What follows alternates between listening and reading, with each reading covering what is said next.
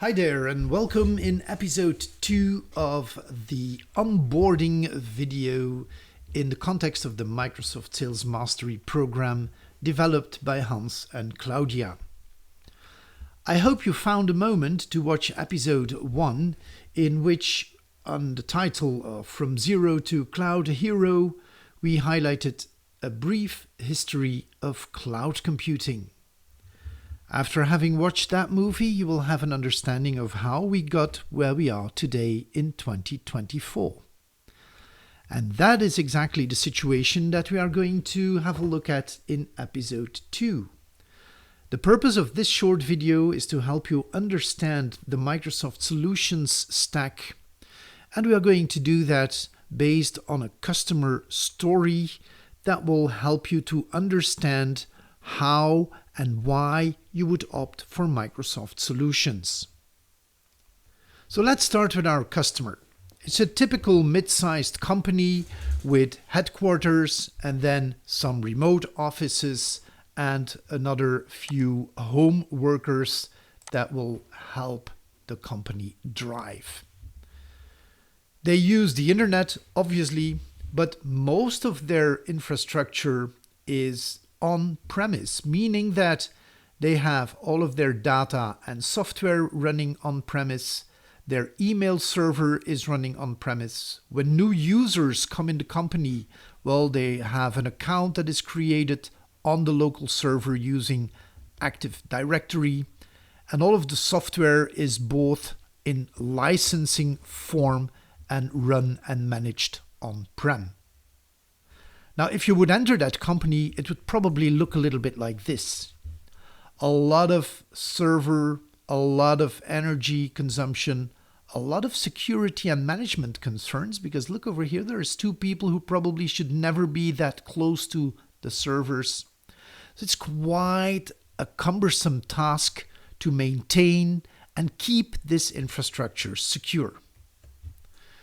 So how did they actually start their migration to Paradise?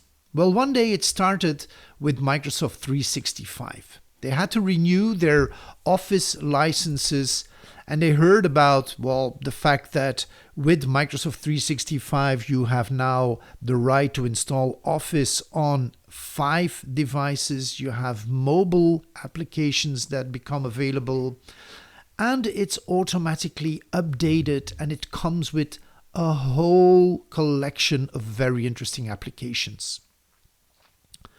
But very soon they discovered that as long as they keep their files on a local shared drive and they keep their Exchange server locally, it doesn't really work that well.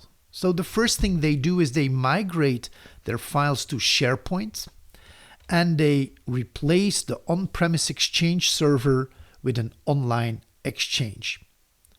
And now they start to realize the true value of software as a service in the form of Microsoft 365. They also know that just as any other solution Microsoft offers, it is secure by design. That does not mean that they should not be aware of additional security measures, but the software in itself is secure by design. So now they can start getting the most out of Microsoft Teams. They can envision to move to voice over IP using the Teams calling plans and benefit from much more advantages.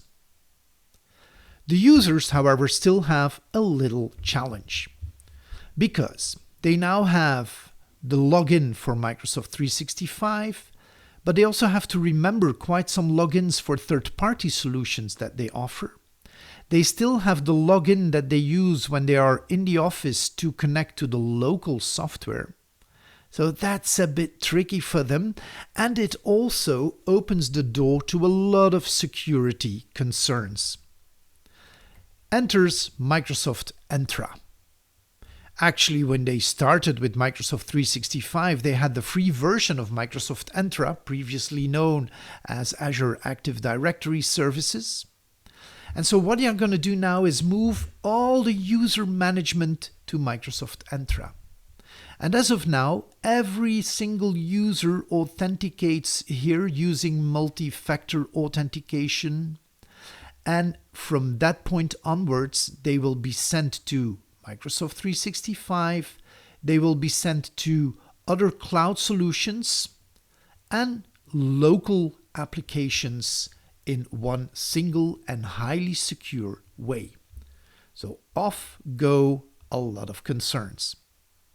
Oh, and I forgot to mention that the users actually use devices to work.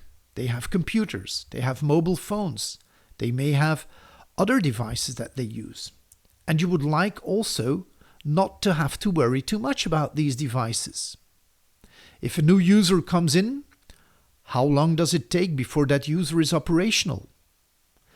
If the user receives a device, are we sure that that device is non-compromised, that it has the right software, and that it doesn't propose any threats to our data and our solutions? So you could invest in third-party solutions to manage hardware, but Microsoft also offers a whole range of endpoint management solutions, including security with Defender family solutions. There is Intune, there is the Admin Center that also opens the door to Windows 365. That's a Windows that runs in the cloud. There is Windows Autopilot to prepare machines for new hires, and so on and so forth. So adopting these solutions that integrate seamlessly with the identity management, that is taking away another set of questions and concerns. So now our company has a lot of productivity tools. They have a secure management solution for identities, and they can manage all of the devices. And still they have some computers running over here, some servers, some applications that also require a lot of effort to maintain and cost a lot in energy. So they are envisioning a lift and shift of these applications to Azure. And there they will be able to use Azure Compute Services, all kinds of virtual machines, independent of the software that they want to run, different storage solutions, and also virtual networking, so that all of the servers that they start over here in the cloud can find one another and can easily be accessed from whatever location using a secure identity. So why not move all of these old servers into the cloud as well? Another set of advantages won. Right, so where are we now? We are with our applications that we use, and applications also need maintenance, updates, and they need to be secured. We do not want our users to install potentially dangerous software on their devices. So we are going to use Microsoft Intune and the Intune Admin Center to manage apps and application data on a wide range of platforms. And again, of course, this is all integrated with endpoint management solutions and with Microsoft Entra. Cool. Now, as I previously said, our company uses a lot of third-party tools and software to manage the customers, to manage the stock, to manage accountability, etc. And they heard talking about another series of software as a service solutions by Microsoft under the umbrella of Dynamics 365. Indeed, I say under the umbrella because Dynamics 365 offers building blocks for customer relation management, for marketing, for sales, for warehousing, even for accounting, both for large enterprises as well as small companies. And in order to, get the most out of the processes and of the data that they are now generating, they also activate some of the Power Tools, the Power Platform solutions. I'm thinking of Power BI, Power Business Intelligence, that offers dashboards to get quick and very good insights in a wide range of data that is available in the company. But also Power Automate, to automate processes Things that you would do manually can now be done automatically. And with Power Apps, they can create applications for certain specific goals. And now that they are fully standardized on the Microsoft solution stack, they can keep on using or continue to use. And as the company grows, they may also benefit from Azure Platform Services. Maybe they want to increase security on certain items. They want to additional and more exotic compute power. They may want to manage hybrid infrastructure between data centers. They may also have need for more advanced data storage because they start to use the Internet of Things or are looking for more advanced ways of storing all kinds of data. This is platform services in Azure, and it's a wide range of services on a pay-per-use or as-you-use basis. And then, of course, you must have heard it, else you have been living on another planet. There is Microsoft Copilot. And when a company is standardizing on all of these things that we have just seen, Copilot really becomes a very powerful tool. And as you will discover in the Copilot session, it's much more than what you think it is. It's omnipresent and it contributes to developers, to coworkers, to security, to anything you can imagine. Copilot will be there.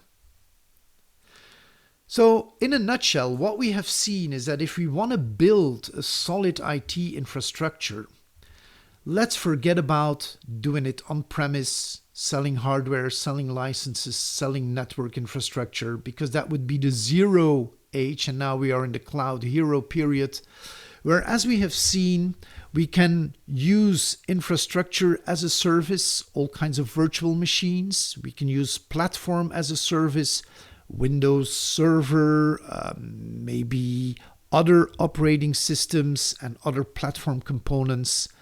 We will make our users productive with software as a service. This is subscription-based. And these users, whether they're internal, external, or even applications that we can consider as a user, will be managed with Microsoft Entra, and they will have maximum benefit of all of the services under here that, by the way, are secure by design. We've also seen that whether you use Microsoft apps or third-party apps, we need to manage and secure these apps. So that will be done with Intune and endpoint management services. And the same goes for the devices that we use, whether it's clients like PCs or mobile phones or other more exotic devices. We also have solutions to manage them. And the data that we generate, well, we can store it in a secure way because most of the storage is secured by design. And within Microsoft 365 and within the entire suite, we have things like Purview, previously known as Azure Information Protection, and a whole range of data and a whole range of solutions to make the best out of our data. So that concludes the overview of Microsoft Solutions, and that is the best preparation for the upcoming episodes where we deep dive into the why and how to sell it. And there will be a session with Azure, there will be a session on Copilot, one on security, and one on managed services. And if I say a session, well, imagine an online interactive role-based workshop where we will focus on the value creation for CEOs, for IT departments, for sales and marketing, and human resources. I look forward to sharing that time with you and to inspire you even more than you are inspired right now. Take care.